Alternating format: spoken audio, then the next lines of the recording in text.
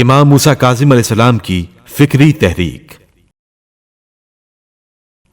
حضرت امام موسیٰ کاظم علیہ السلام مضبوط دلائل کے ذریعے دہریوں کے بے بنیاد افکار کو واضح کرتے ہوئے بھٹکے ہوئے لوگوں کو ان کے راستے کی غلطی سے آگاہ فرماتے تھے۔ رفتہ رفتہ آپ علیہ السلام کی فکری تحریک جگمگانے لگی اور آپ علیہ السلام کا علمی مقام علماء پر اثر انداز ہونے لگا۔ یہ تحریک عباسی حکومت کے حکمرانوں کے لیے ناقابل برداشت تھی، لہٰذا وہ آپ کے پیروکاروں اور چاہنے والوں پر ظلم و ستم کرنے لگے۔ اسی وجہ سے امام موسیٰ کاظم علیہ السلام نے اپنے شاگردوں میں سے ایک معروف شاگرد ہشام کو متنبہ کیا کہ موجودہ خطرات کی وجہ سے گفتگو سے پرہیز کریں، اور ہشام نے بھی خلیفہ کی موت تک بحث اور گفتگو سے پرہیز کیا۔ ابن حجر ہیثمی کا کہنا ہے، موسیٰ کاظم علیہ السلام باپ کے علوم کے وارث اور ان کے فضل و کمال کے حامل تھے۔ آپ اپنے زمانے کے جاہل لوگوں کے برتاؤ کے سامنے ہر درجہ عفو درگزر اور تحمل کرنے کی وجہ سے کاظم کا لقب پائے، اور آپ کے زمانے میں کوئی شخص معرف الہی، علم اور بخشش کے لحاظ سے آپ کا ہم پلہ نہیں تھا۔ امام موسیٰ کاظم علیہ السلام نے عباسی ظالم حکومت کے خلاف موقف اختیار کیا اور حکم دیا کہ آپ کے شیعہ تنازعات میں حکومت کی طرف رجوع نہ کریں اور اپنا مقدمہ ان کے پاس دائر نہ کریں، اور کوشش کریں کہ فیصلہ کرنے والے قاضی کو اپنے درمیان سے قرار دیتے ہوئے تنازعات کا فیصلہ کر دیں۔ آپ علیہ السلام نے اپنے زمانے کے غاصب حکمرانوں کے بارے میں فرمایا، جو شخص ان کے باقی رہنے کو پسند کرے وہ انہی میں سے ہے، اور جو ان میں سے ہو وہ آگ میں جائے گا۔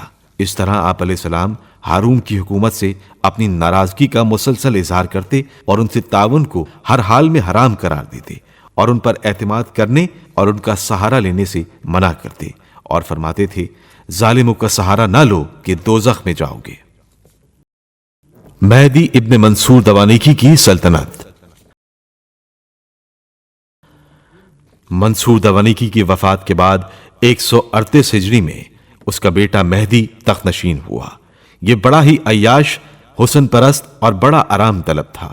زیادہ تر عورتوں کی صحبت میں بیٹھا رہتا تھا، انہی کی باتیں سننے میں اسے مزہ آتا تھا، انہی سے امور مملکت میں صلاح و مشورہ کرتا تھا۔ باپ کی طرح اس نے بھی امام موسیٰ کاظم علیہ السلام سے بظاہر اتحاد کو قائم رکھا اور آپ علیہ السلام کی تعظیم و تکریم کرتا رہا۔ چنانچہ موسیٰ ابن عبداللہ محض کے خون کی معافی بھی آپ علیہ السلام ہی کی شناخت اور اعتبار پر کی گئی۔ اس واقعے کا خلاصہ یہ ہے، محمد نفس زکیہ اور ان کے بھائی ابراہیم کے قتل ہو جانے کے بعد موسیٰ ابن عبداللہ محض اپنے بھتیجے عبداللہ ابن محمد نفس زکیہ کے ساتھ ہندوستان کی طرف نکل گئے۔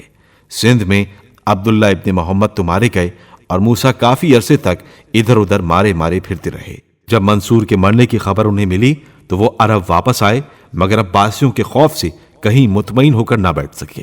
آخر دل میں یہ ٹھانی کہ مجھے خلیفہ وقت کے سامنے حاضر ہو کر جان کی امان حاصل کرنا چاہیے۔ اتفاقاً انہی ایام میں مہدی ابن منصور عباسی، جو کہ بادشاہ وقت تھا، حج کو آیا ہوا تھا۔ جب وہ حرم میں خطبہ دے رہا تھا تو موسیٰ ممبر کے قریب جا بیٹھا۔ جب وہ خطبے سے فارغ ہوا تو موسیٰ نے اس کے سامنے جا کر اسے سلام کیا اور کہا، میں امیر سے امان مانگتا ہوں اور یہ عہد کرتا ہوں کہ ہمیشہ آپ کا مطیع اور فرمانبردار رہوں گا۔ مہدی نے پوچھا، تم کون ہو؟ انہوں نے کہا، موسیٰ ابن عبداللہ محض۔ مہدی کو ان کے حال پر رحم آیا، کہنے لگا، میں امان دیتا ہوں مگر اس شرط سے کہ مجھے اس امر کی تصدیق کروا دو کہ موسیٰ ابن عبداللہ محض تم ہی ہو۔ اس بھرے مجمع میں کوئی ایسا ہے جو تمہیں پہچانتا ہو؟ انہوں نے کہا، ہاں، یہ حسن ابن زید مجھے جانتے ہیں، یہ امام موسیٰ کاظم علیہ السلام مجھے جانتے ہیں، یہ حسن ابن عبداللہ بھی مجھے پہچانتے ہیں۔ یہ سن کر انہوں نے ان کے کلام کی تصدیق کی۔ اس کے بعد موسیٰ ابن عبداللہ نے کہا، اے امیر، ان تمام واقعات کی خبر مجھے امام جعفر صادق علیہ السلام نے پہلے ہی دے دی تھی۔ موسیٰ کہتے ہیں، پھر میں نے اپنی طرف سے اتنی بات اور بڑھا دی کہ امام جعفر صادق علیہ السلام نے مجھ سے یہ بھی فرمایا تھا کہ جب تم مہدی کی خدمت میں جانا تو میرا سلام کہہ دینا، کیونکہ وہ امیر عادل و فیاض ہے۔ اتنا سننا تھا کہ مہدی کی خوشی کی کوئی انتہا نہ رہی۔ فوراً اپنے خزانچی کو بلا کر حکم دیا کہ امام موسیٰ کاظم علیہ السلام کو 5000 دینار دے دیے جائیں، اور پھر آپ علیہ السلام کے تمام اصحاب کو قیمتی خلعت عطا کیے اور کہا، جہاں کہیں امام محمد باقر علیہ السلام یا ان کی ذریت کا ذکر ہو، ان پر درود پڑھنا چاہیے، اور ان حضرات میں سب سے زیادہ اعزاز و اکرام امام جعفر صادق علیہ السلام کا کیا جائے۔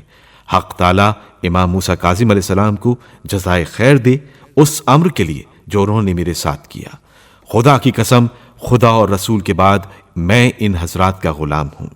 اس واقعے سے بظاہر یہ معلوم ہوتا ہے کہ مہدی کے دل میں اہل بیت رسول کی محبت تھی، لیکن حقیقتاً یہ سب باتیں ہی باتیں تھیں۔ وہ جس نسل کا تھا اسی کی طرف گیا اور قتل سادات میں اپنے باپ کا جانشین بن کر رہا۔